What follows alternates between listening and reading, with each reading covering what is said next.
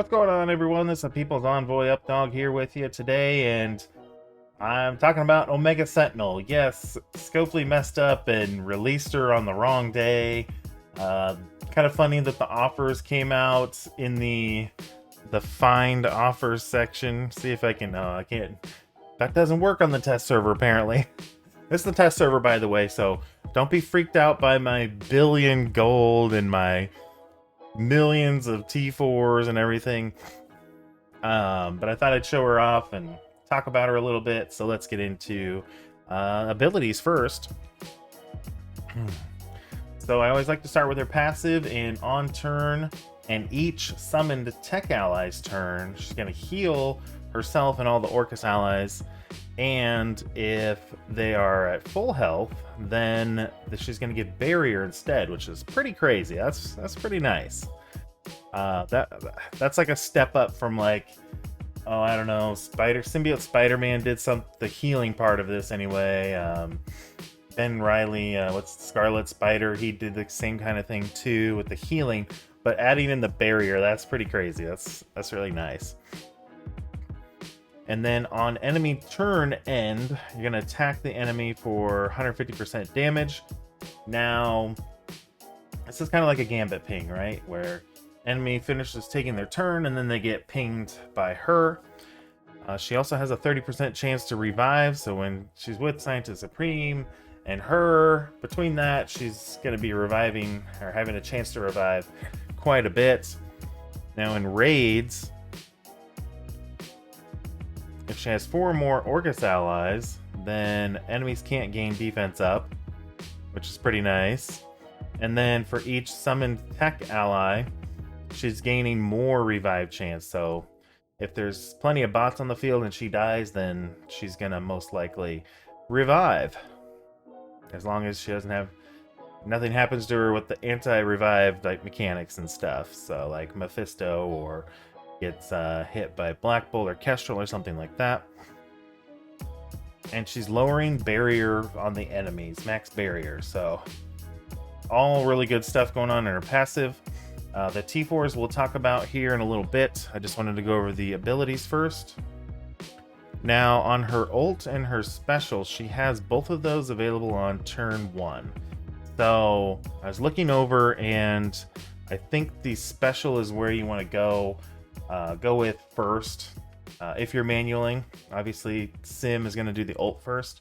But if you're manualing, I think the special is the way to go with the first move because of, well, she's attacking primary target, regens to self and all Orcus allies, and then defense up, speed up. That's the thing.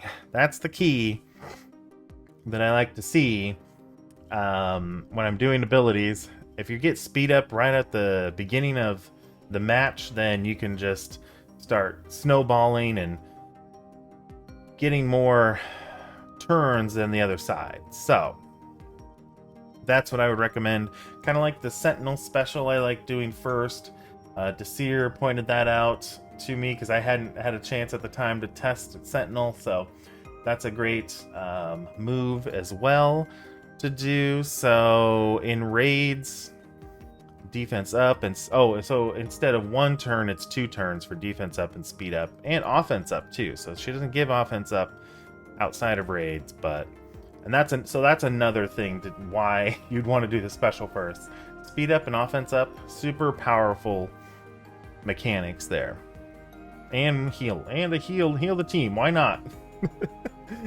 And this doesn't say just Orcus, so this is anybody. So I'm not sure if that healing is part of raids or is it outside of... It's right underneath the raid, so I'm guessing it is, but still, that means that you can run other tech characters in that tech lane there.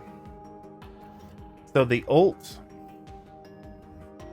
I'm going to attack all enemies for piercing, and then a bonus attack for more piercing. She does do a lot of damage, and especially in DD8, she was very annoying with that ping, and then the ult here was crazy, so she's going to apply stun to 2 random mutant or tech enemies, and then in raids, instead of just 2 randoms, you're going to do them all, stun them all. More healing for herself and the Orcus, and any ally too. and attack is unavoidable. So this part in raids is going to be really, really good. Especially if we're able to use them in like a spotlight type raid, that'll be nice too. Then we go on to the basic attack primary target for damage, rebound chain to 3 adjacent targets, and then apply regen to self and all Orcus. And then in raids, deals more damage. Counterattack does break the chain, but it is unavoidable. So she's got her ult and her basic are unavoidable, so that's awesome. Dealing with those mutant characters, especially Kitty Pryde, giving out all those evades in the Orcus raids. Pretty nice to have. So let's talk about T4s. So for her passive T4, I would say that is worth it just because in raids, your team can't gain slow, or at least the Orcus herself and the Orcus members can't gain slow. And she gets double the damage basically on her ping. So without the T4, it's 150%. With the T4, it's 300%. So double the damage on those pings. Those are always nice. Again, in DD8, it was really annoying when she was doing that. So, because yeah, the ping is outside of, that's in all modes. It's outside of raids too. So definitely a nice one to have. Definitely go for that one. The ult, it gives extra piercing and applies stun for 2 turns. So it's not just raids where it gives 2 turns of stun. It's anywhere, other modes for 2 turns of stun. And it sounds good in theory, but anytime I see a T4 where it says, oh, instead of offense down for 1 turn, you get 2 turns, or defense down for 2 turns, I generally skip those and see how things go. And I will go back later and be like, oh, I wish I had that extra turn of defense down, or in this case, stun.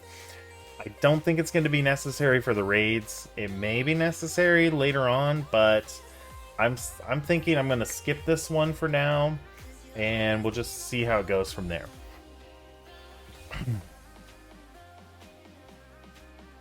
Now on this special, I do think it's worth it because you're getting an ability block with the T4, so, and that ability block can be used in any mode. It's not just raids. And then more healing. Might as well get more healing on there too. And it's 70% damage, so that's pretty good increase in damage too. So I say the special's worth it, the passive's worth it. You can probably hold off on the ult for now. And then the basic, I never do. If you've watched any of these all you need to know videos, I hardly ever recommend the basic, and this is again the same kind of thing. Regen for 2 turns, and she's probably not going to be using her basic that much anyway, and her ping is not based on her basic either. It's already built into her passive, so you're not getting extra damage on that ping if you're upgrading if you're T4ing the basic. So overall, passive, special, you're pretty much done with her for T4s. So how about ISO? I'm going to start off with Raider first and see how it goes. I think Healer's another good option, but I don't think we're going to need Healer in the current Orcus that we have. If there's going to be a new raid coming out at some point, you might need Healer for her to get through, but I think for now, get some extra damage on those pings.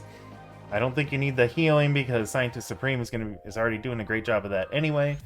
So I think Raider on this one. On Omega Sentinel, Healer as a backup option. Now, investment level for her. Me personally, I am not going to be building her up very high. Slowly going to build her up. Those people who think I shill for Scopely are not going to be happy hearing me say this, but yes, I don't think she's going to be very necessary for the raids. Right now anyway. In the future, I'm sure she will be. But right now, we're doing okay.